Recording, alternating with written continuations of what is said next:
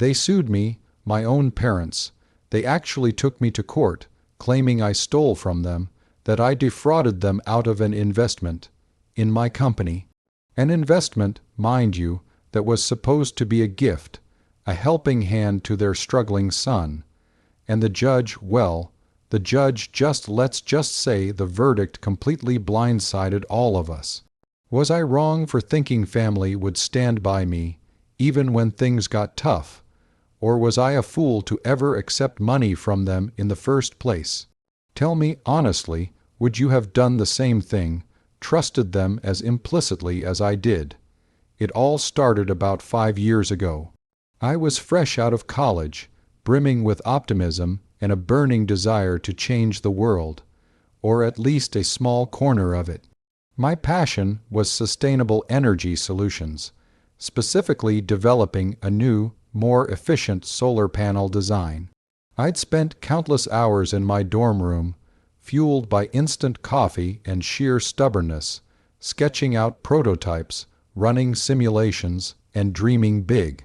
My parents, bless their hearts, had always been supportive of my academic pursuits. They'd bragged to their friends about their brilliant son, the engineer. They even helped me financially through college, which I was eternally grateful for. My dad, a retired accountant, had a knack for numbers and a cautious demeanor, while my mom, a homemaker, was the more emotional and outwardly affectionate one. They were, in my eyes, the quintessential loving parents. After graduation, I poured all my energy into turning my dream into a reality. I started a small company, Solara Innovations. I rented a tiny office space, hired a couple of equally enthusiastic but inexperienced friends, and began the arduous process of securing seed funding. It was tough, really tough. Investors were wary of a fresh-faced kid with a revolutionary idea, but no proven track record. I pitched my heart out, refined my business plan countless times, and faced rejection after rejection. My savings dwindled, and I started to feel the weight of responsibility for my small team. That's when my parents stepped in. They called me one evening, full of concern. "Son," my dad began, his voice serious, "your mother and I have been talking. We see how hard you're working, and we believe in you.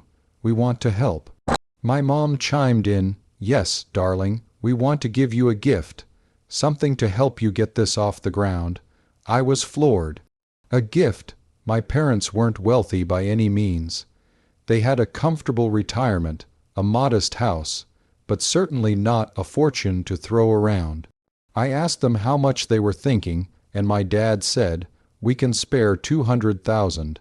It's for you to help with the company, no strings attached.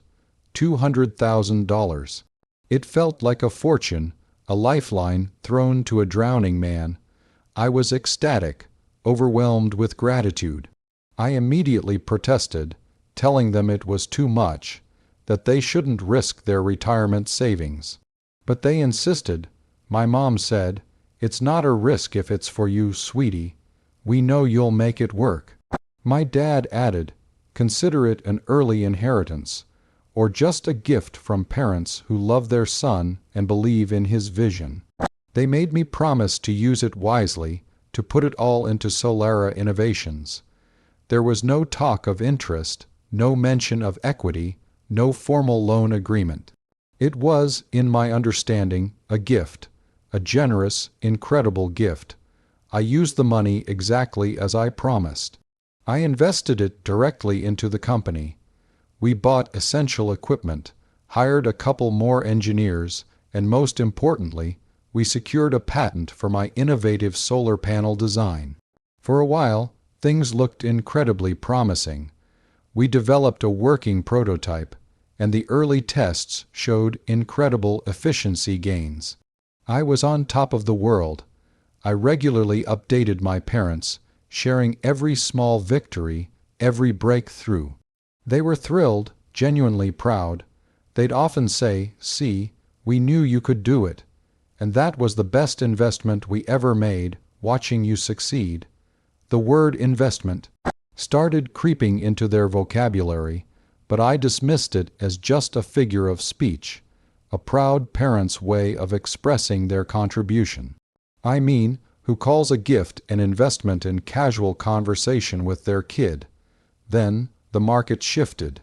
A major competitor, a multinational corporation with unlimited resources, released a similar product, albeit less efficient, but at a fraction of our projected cost. They flooded the market, effectively cornering it before we even had a chance to launch our commercial product. Our potential investors, who had been so keen just weeks before, suddenly backed out. They saw the writing on the wall. We tried to pivot, to find a niche, to cut costs, but it was too late. The capital simply wasn't there. My dream, Solara Innovations, slowly but surely, began to crumble. It was devastating. I poured my heart and soul into that company, and to see it fail, to know that my team, my friends, were out of jobs because of it, broke me. I lost everything: my savings, my confidence, my passion. I had to let everyone go, sell off what little equipment we had, and eventually shutter the company. The $200,000 my parents had given me was gone, absorbed by the research, development, and operational costs of a failed startup.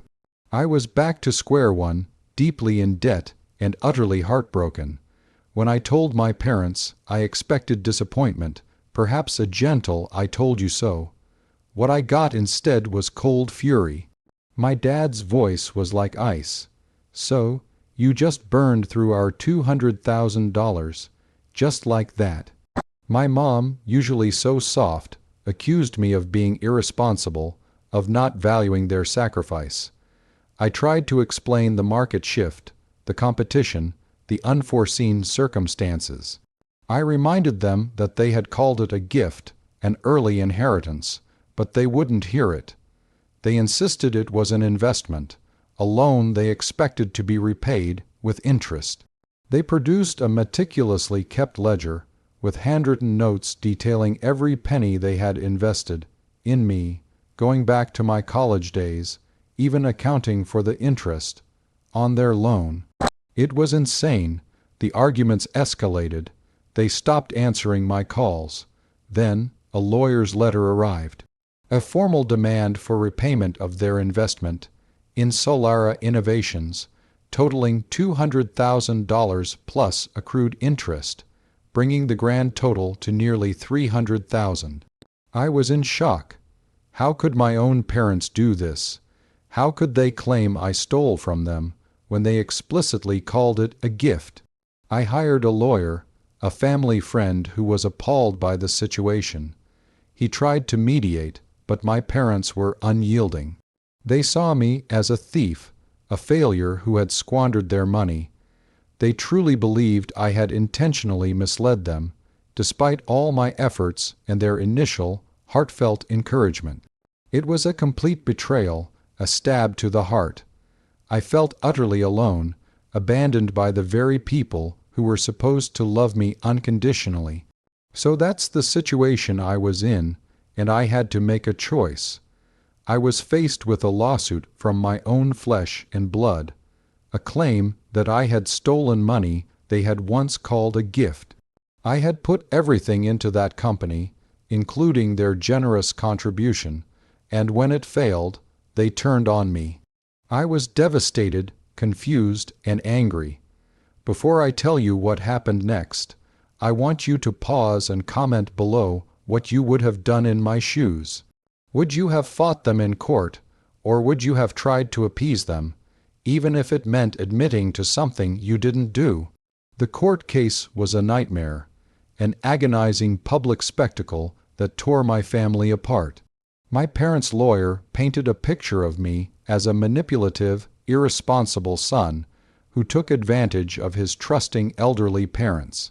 They presented their meticulously kept ledger, complete with investment annotations, and played recordings of phone calls where they had used the word investment, trying to prove intent. My lawyer, on the other hand, argued that the money was clearly a gift, citing the lack of any formal loan agreement, interest rates, or repayment schedule. He brought up their initial statements of support, their pride in my endeavors, and the emotional nature of their gift.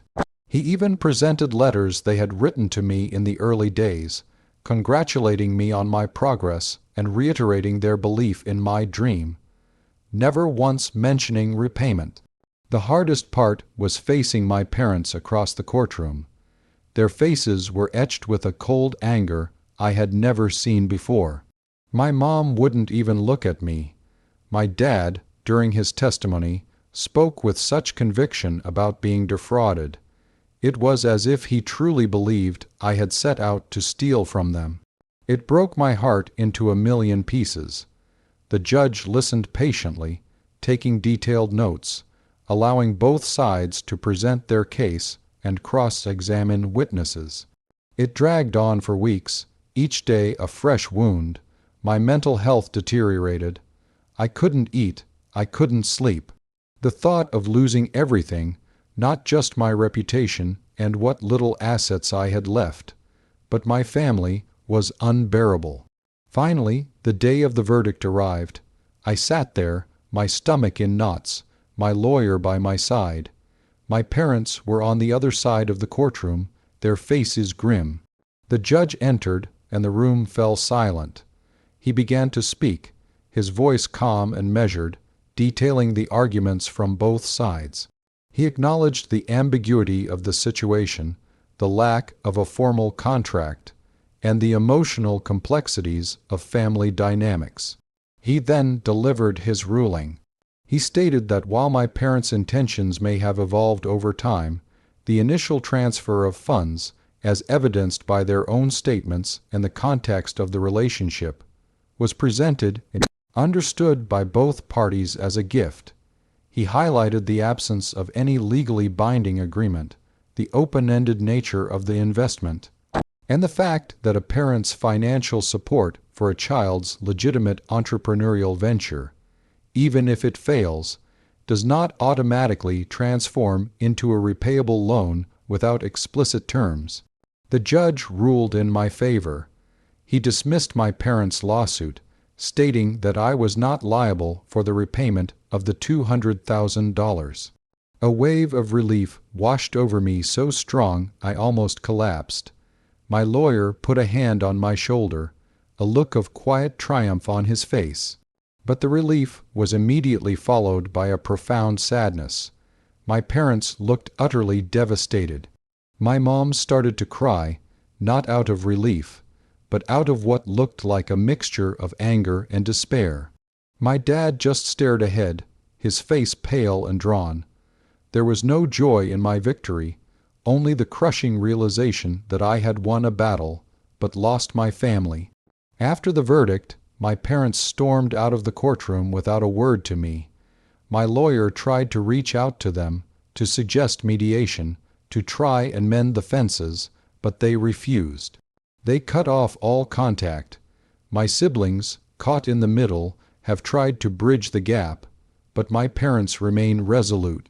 They still believe I defrauded them, that the judge made a mistake. They've gone so far as to tell extended family that I'm a manipulative thief. It's been years now, and the chasm between us remains. I'm slowly rebuilding my life, working a steady job, but the emotional scars from that lawsuit run deep. I miss my parents, the ones who believed in me, who gave me that gift. But the people who sued me, who publicly accused me of stealing from them, those people feel like strangers. The whole experience taught me a bitter lesson about money and family, and the fragile line between generosity and expectation.